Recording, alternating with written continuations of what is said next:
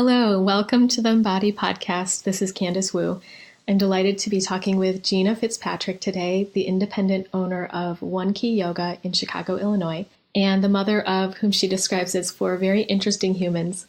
You can find her in the studio nestled in Ravenswood, Lincoln Square neighborhood, teaching yoga for everybody or having tea with friends. And poised for joy and a tomato connoisseur, she is the seeker of truth and the worst bad pun. Here in this podcast, we talk about how her studio began, including the sweet origins of the name of her studio, One Key Yoga, how she and David Bowie are bonded, the struggle and beauty of moving through grief and being seen, and her current mantra of, I am listening. Without further ado, enjoy this conversation with Gina. Okay, Gina, I'm sitting here at One Key Yoga, and I love this studio. Tell me about it. Tell me about you. Oh, okay. Well, firstly, thank you. We are about 3 years old. We just had a birthday on February 2nd, and it's just a place I really look forward to coming to. I haven't had one of those days where I thought, oh God, I can't go in there, or oh God, I can't teach another yoga class there. So it's just one of those places that feels very much like an extension of home, you know, and sometimes it feels more like home, actually. What made you choose the name One Key? Oh, that's a great story, actually. There was a while there where I was teaching at every studio, literally like every studio in Chicago. And I had a keychain that was just filled with keys. And, you know, I was going into studios and I was going from, you know, Edison Park to Humboldt Park. And I just had this rattly keychain. And I was working so much. I was working every day. I was teaching 2 or 3 classes a day all over the city. And because my husband had lost his job and we were really basically living on savings and yoga money, I was really determined to you know, be a help and to make sure that we were okay. At that time, we had an 18-year-old daughter that was going away to college and 3 other kids at home. I just felt like this was the best way I could continue making money and make sure that we were okay. And then when he got back on his feet, I realized I didn't have to work this hard anymore, but I didn't know how to give up my classes. You know, you get a bond, you get really attached to your people and they get attached to you. So I couldn't really decide like which studio, what group, what community I was going to say no to, because I was exhausted. So the story is that I was sitting with a friend of mine and I said, you know, one of these days I'm going to open up a studio and I'm going to go down to One Key and I'm going to invite everybody that I know to come take class. And he said, that's the name of the studio. So we put it out there on social media. You know, I had other things like I really love the Sanskrit language. It's phonetic, so it just vibrates really well in my body. But we just kind of threw it out there like, if you were to choose, what would you choose? And it was on Facebook and Instagram. And overwhelmingly, people said One Key. And because keys are really personal. And once I started doing my research, I realized, you know, 3 keys in Christianity, what that means. Keys to love, hope, etc. People collect them, and there's antique keys that are just worth millions of dollars. And I didn't know that until I started doing this research. And I didn't do this research until actually pretty recently. I just got to love the name. And then recently I was like, let's backtrack and see why. I've heard many students just love listening to you in the beginning of your classes. How do you approach your classes, and what do you feel you bring? Well, that's a great question. It's personal for me. Yoga's personal for me. I mean, it's a system that I use to, you know, get better, to get well. And I couldn't wait to learn more about it, to share it. So this gives me an opportunity to do that. My approach is, I don't know if it's partially from Kriya Yoga, from Kriyanda, from the Temple Kriya, and partially from like David Bowie stuff. And I'm not kidding. I know that sounds really crazy, but like his way of just like reshuffling language and phrases from poetry or from writers that he loved. I was doing that with yoga and didn't even know that I was doing what he was doing until I was reading his biography. And I was like, oh, I identified immediately. Like, that's what I do. I reshuffle things. So something might really strike me. Like I might just be reading something and, it'll hit me like that's a beautiful word, or I hadn't heard that word, and then I'll go and find out the many meanings of it, and then I'll loop that with music. So then I'll go over to like my library, or I might just go to Spotify and I'll start to type in that word, or or maybe a synonym of that word. And then it brings me to music. And then I loop all that together. And that's the way I begin my classes. I know that sounds strange. And also know that it sounds really arrogant to say that David Bowie and I share a system. And then in the beginning, I ask questions like, what's going on with your bodies? Like, how can we approach what you need? What is your spirit saying to you today? Well, that's a big question to ask a group of people in front of other people. So sometimes it can be awkward. I'll ask something that's a little bit more benign than that, not so intense. And if I get some feedback and I get, like, if I'm getting that, this mantra or this music or this class that I planned in this way is going to land well with this community, then I continue. Otherwise, I have to be on the fly and kind of switch things out. But normally, it's well received. It has its own vibration and it has its own momentum. And next thing you know, it's just weaving in and out of whatever they need, whatever their body's showing. Mm-hmm. In this last week, what's one of those themes or words that you have reshuffled and brought music together with?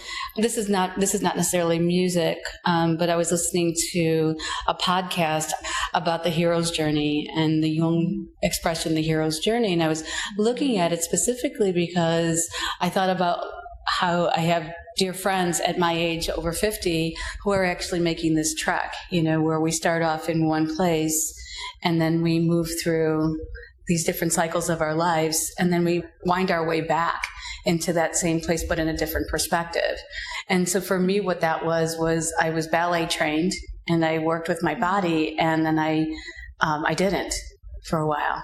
And then I was working in other fields that weren't really making me happy. And I was home with children too. And that was lovely, but I missed this part. And so now here I'm back again in this full circle, in this journey of like coming back to body work, but a different way. Better knowledge, more knowledge, more self-knowledge, more self-acceptance, etc.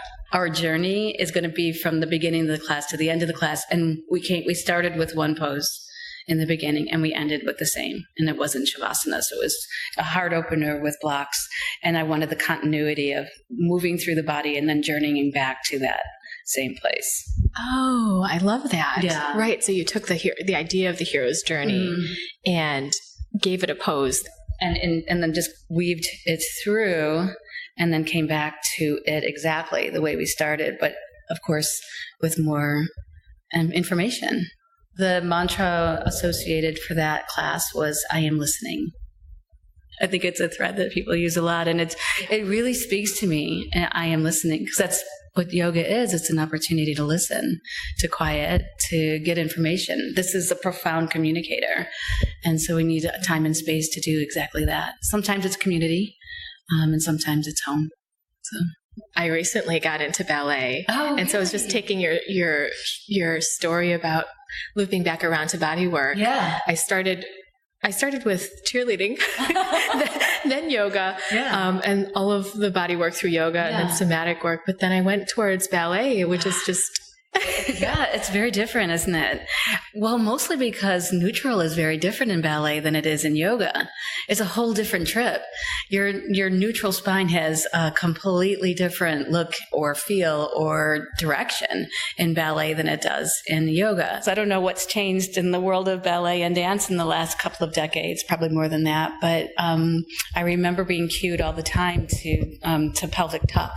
And to sort of soften the neck. For sure. Absolutely. Yeah.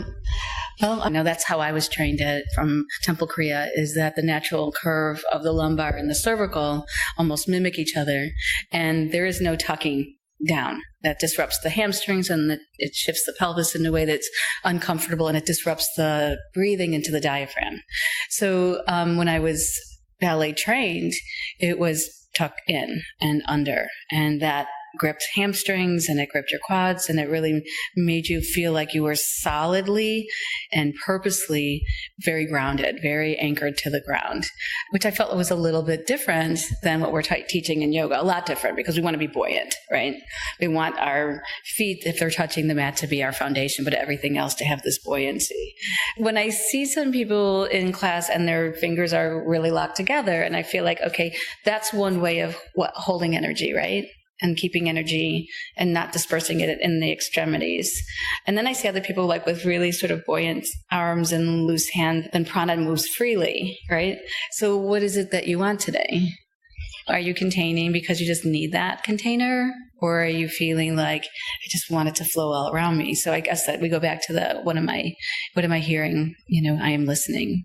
That's really lovely to remember and to release the right and wrong. Yeah, exactly. As I said earlier, we all want to know we're human, and we all are experiencing many of the same themes, especially as human consciousness. We are interconnected.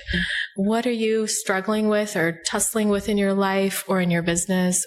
To get very personal right out the bat, I'm in the middle of a divorce that was unexpected. It was unexpected when it began, when our process started to move in totally different directions. And there was a lot of heartache and a lot of sorrow. There was a lot of, upheaval, and having children that really, you think you have to decide, like, can I change this karma for my children? And is it my right? What are my obligations here, right? Because as soon as you decide to do what you feel is right for you, then that ripple effect just goes all the way out to the ocean. So there was a lot of decision making, a lot of hand wringing, a lot of other things that went along with it. And I had to sort of sit with the fact that, yes, I'm going to be responsible for the shift and for people who depend on me, their lives. And it's not going to be great.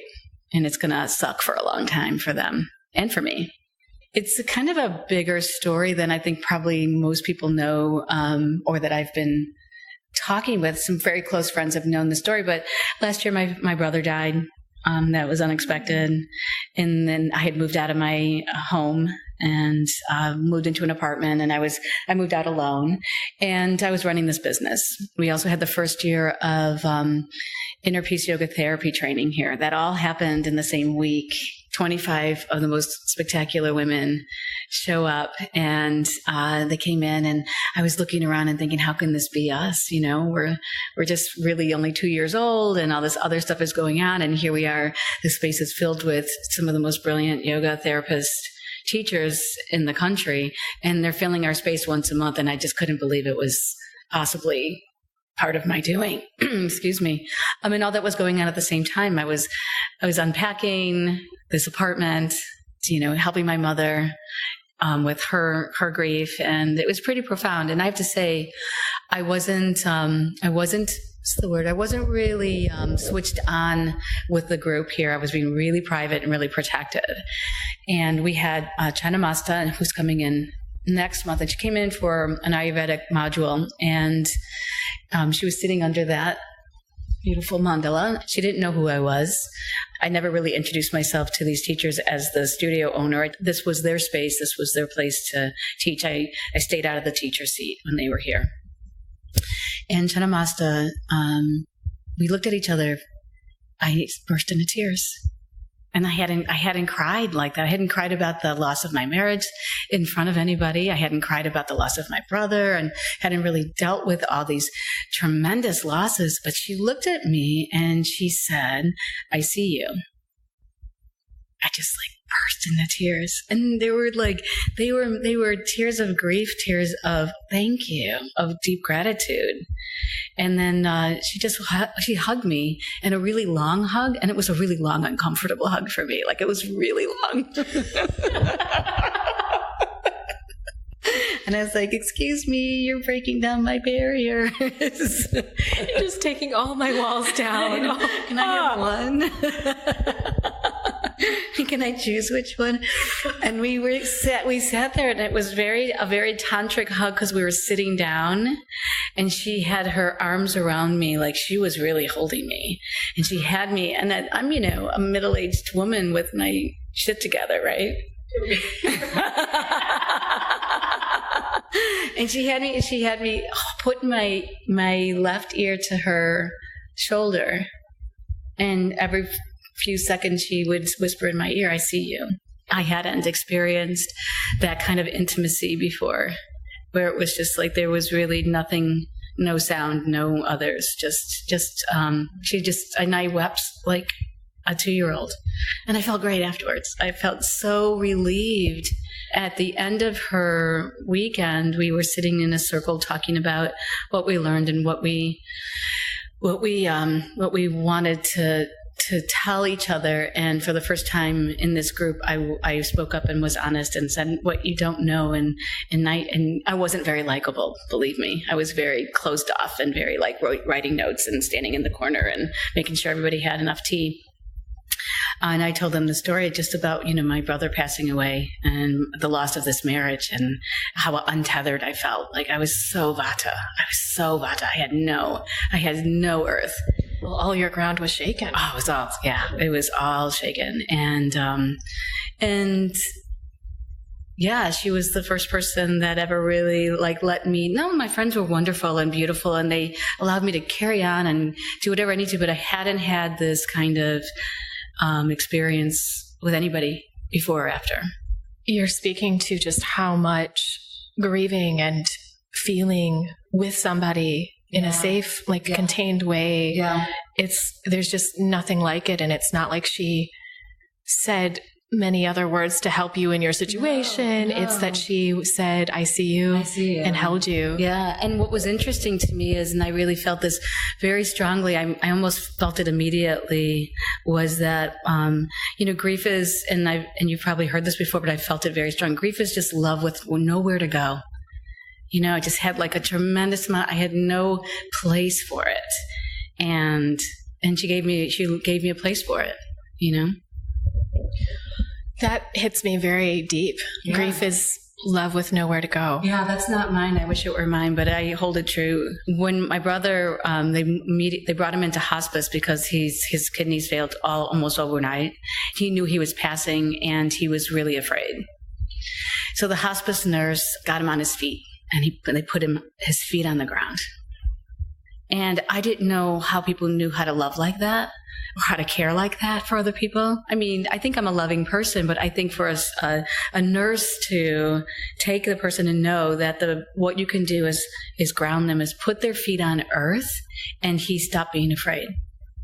And that was a really big deal for me. And I think a lot of people who are afraid of other people's dying, one of the things I hear all the time is I don't want them to be afraid, or I was so sad, I was so scared they were afraid. Well, I was feeling that for him too. And when I spoke to the nurse, she said as soon as his feet touched the ground, he was fine. So I shared this with the class, and then later on, Chanamasta sent me a note, and she said, when you are unsure, know that I'm holding your feet to the ground. So I think about that all the time, and I think about her energy, and I think about how all of us are like that. Someone in your life that you're going to meet, you'll have that exchange and you might have that experience with them, and you get to, walk alongside them with this journey, and it's pretty amazing. What would it be like if you didn't have to walk around with all this that you're containing? Maybe it's more feminine than masculine, but to also not to be a burden or to bother or to be the problem. It's not appropriate to unleash or come in and vent or anything like that. But then you get so used to making sure that's contained. But that container gets, filled up and filled up and filled up. And there's no place for it to go except for up and out.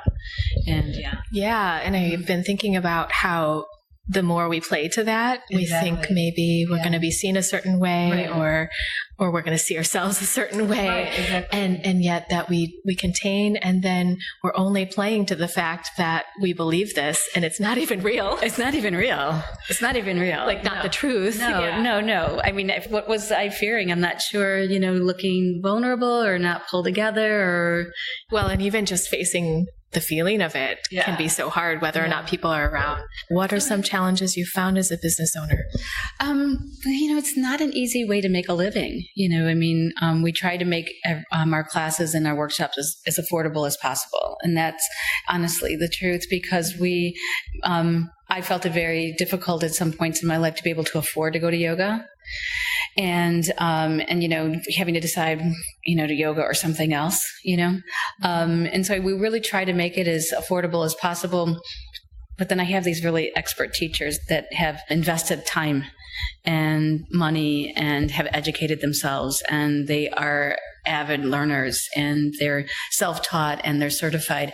And I really want to make sure that they're paid well, and I want to make sure that this is a living wage for them and that they want to stay. We have almost no turnover. Not in a long time. And I want to maintain that. I want the community to grow with our teachers. My other perspective is that I hire very young teachers. That when I mean very young teachers, I mean not that they're young, but that they're new to yoga. And I do that on purpose. I'm trying to give them a place to find their voice and a place where they can learn from their students and they can track their growth. That's not as easy as it sounds because they don't come with a following, right?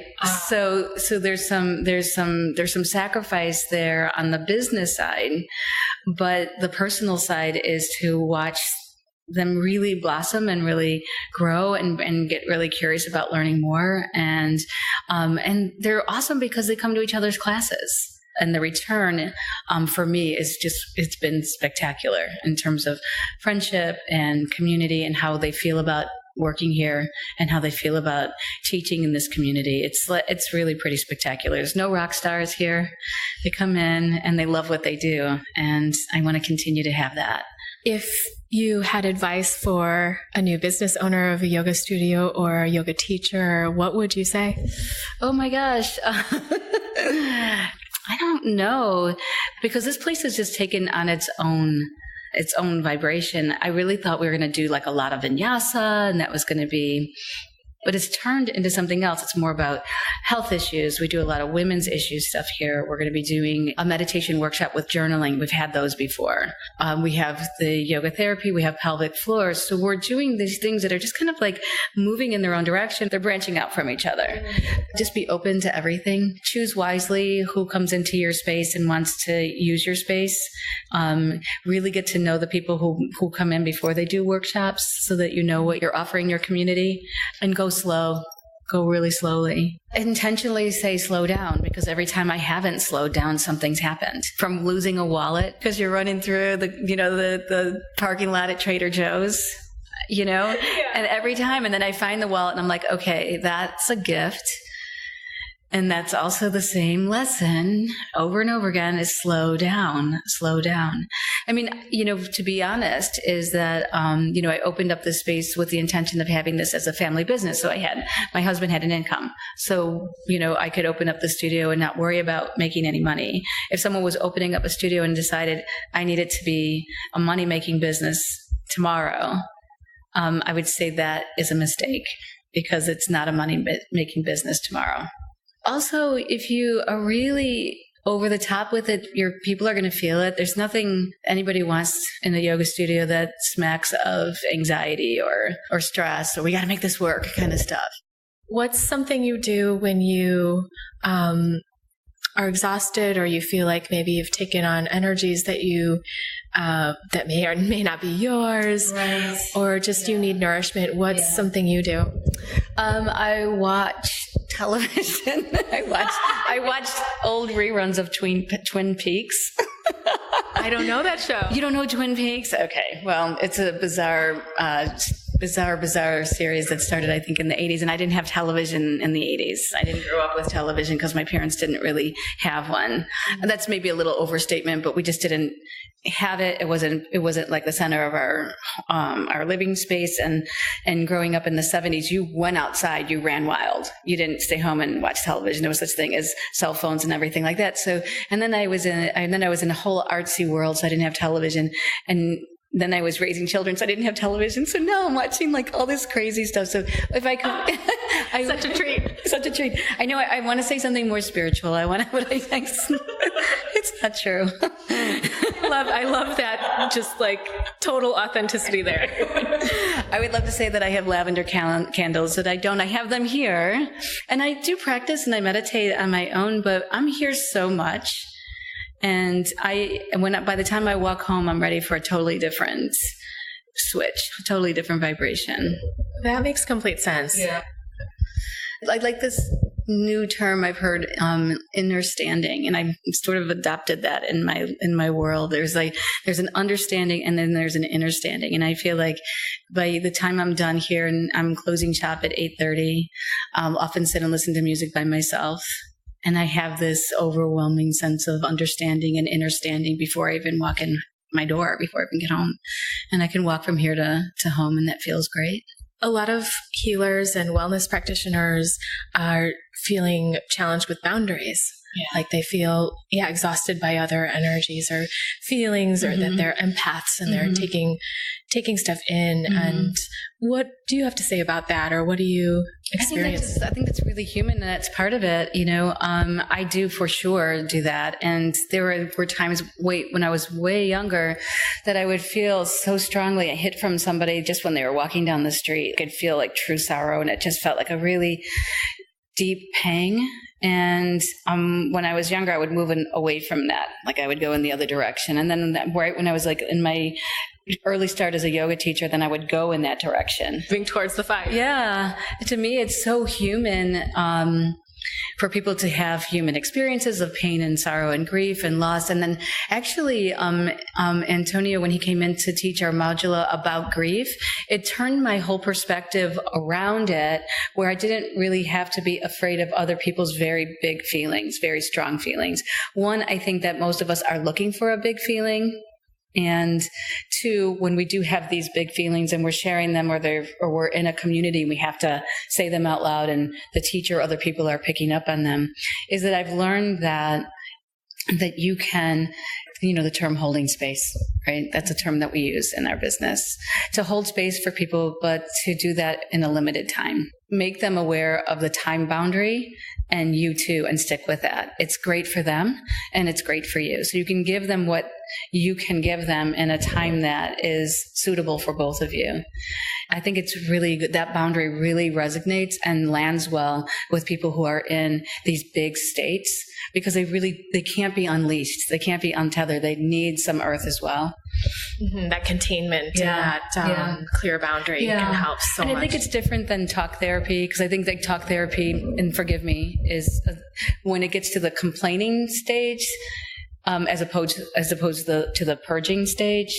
So I think there's that difference, when you're moving with your bodies. And I've had those conversations, and this goes back to a little bit personally too, like through my divorce, and speaking to my divorce lawyer, is that we're rehashing a lot of stuff. And I'll say things like, I don't live in that anymore. What would you say is either the theme of your life overall? Okay. Thinking about your soul's curriculum. Oh, that's fantastic. I love that. Or what is it now in the moment? What is it now? Learning about now. Yeah, learning about right now and the significance of right now.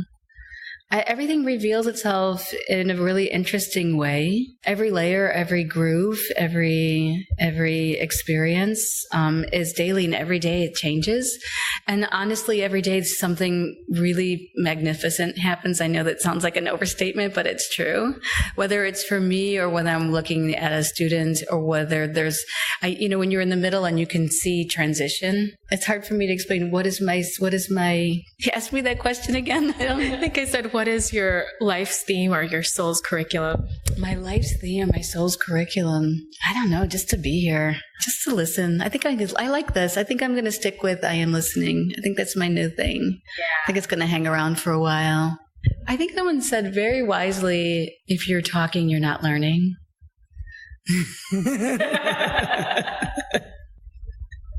Right? Because we can talk and just keep distracting ourselves or filling the airspace. Yeah. It does sound like a great question. That's a great response. Like listening, there can never be enough of inner listening, outer listening. And it does seem like that's what you're bringing here to your students and the community, is like, listen to your body, what's happening, listen to the moment. And I try to stay away from things that people can't vibe with. Like, what if we spoke only in Sanskrit and you had half a dozen people here that wasn't their thing? It was never going to be their thing. And part of the theme of our training at Temple Kriya was, teach to the difference, teach to the population that you're in front of. This is all, it's not man-made, it's woman-made. So everything in this space has been designed by a woman. The floor was put in by the woman that was our subcontractor. She was also our carpenter, a woman who brought us in. She works for the company Candice, who runs the space. She's their lawyer. She's their everything. And she brought us in. So this is a very feminine feel. I can't believe we've been here 3 years, and I can't believe it's only been 3 years. Well, thank you so much. It's been such a pleasure to talk with you and to see you. Yes, come to class. Gina offers spiritually grounded workshops to explore yummy cosmic energies, including dream work, spirit totems, and all the way down to the pelvic floor and body, and an amazing yoga therapy program. She truly brings her gift herself to her practice and to her students. Thanks for listening in on my conversation with Gina. Before you leave today, I'd like to invite you to subscribe to the Weekly Embody podcast at CandiceWu.com/podcast, or stay connected with me in my newsletter or the Embody community on Facebook. All of that can be found on my website, CandiceWu.com. See you next time.